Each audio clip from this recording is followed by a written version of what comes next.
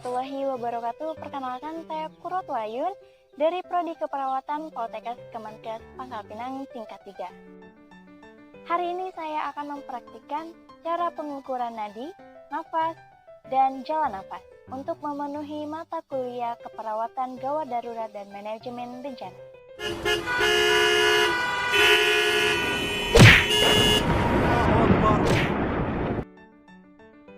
Dalam bantuan hidup dasar atau basic life support, yang pertama adalah kita harus melakukan metode 3A, yaitu aman diri, aman pasien, dan aman lingkungan. Yang kedua adalah kaji respon pasien atau klien ataupun korban. Pak. Setelah kita mengkaji respon klien dan didapat bahwa klien atau pasien atau korban tidak merespon dan tidak ada nafas, kita boleh meminta bantuan atau kita perlu meminta bantuan atau melalui call for help. Tolong, di sini ada pasien yang tidak sadarkan diri, tolong. Pengukuran nadi. Setelahnya, kita perlu mengukur nadi. Pada pengukuran nadi, kita perlu mengecek pada nadi karotis, yaitu berada pada kiri dan kanan jakun, dicek menggunakan 2 jari. Ini jakun, kita cek kiri ataupun kanan. Pengecekan tidak boleh lebih dari 10 detik. Apabila nadi tidak teraba, kita perlu melakukan kompresi dengan dasar CAB.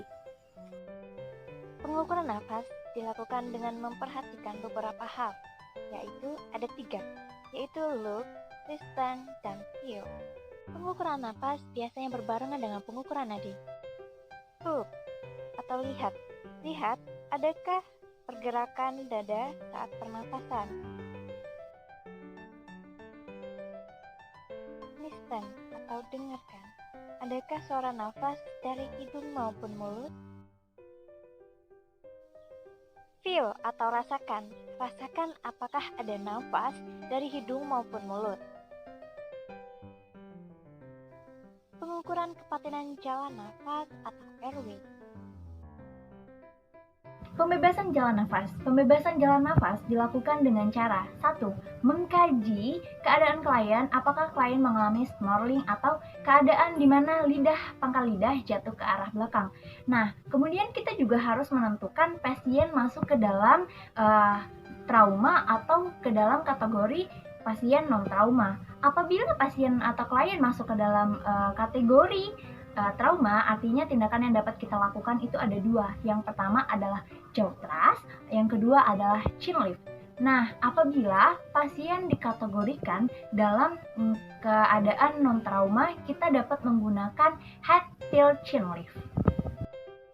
Pasien trauma biasa menggunakan 2 cara pembukaan jalan nafas.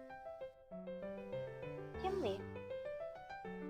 Chin lift dilakukan dengan memegang tanpa mendorong kepala atau hiperekstensi lalu mengangkat dagu ke atas.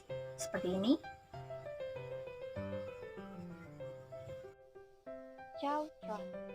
Jaw thrust dilakukan dengan tangan menyentuh tulang pipi, kemudian dilakukan pengangkatan rahang atau anulus mandibula.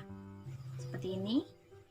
Dilakukan pada klien dengan indikasi atau kategori trauma.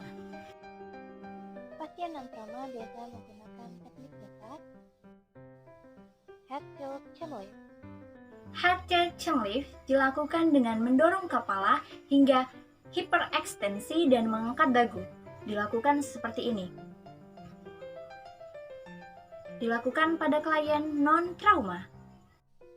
Pengukuran didasarkan pada rumus ABC, di mana A adalah airway atau pembukaan jalan nafas, kemudian dilanjutkan dengan B atau breathing atau bernafas, di mana pada tahap ini yaitu dengan mengukur 2L dan 1F, yaitu look, listen, and feel, dan yang C adalah sirkulasi atau peredaran darah. Dilakukan kompresi apabila tidak ditemukan nadi atau nadi tidak teraba.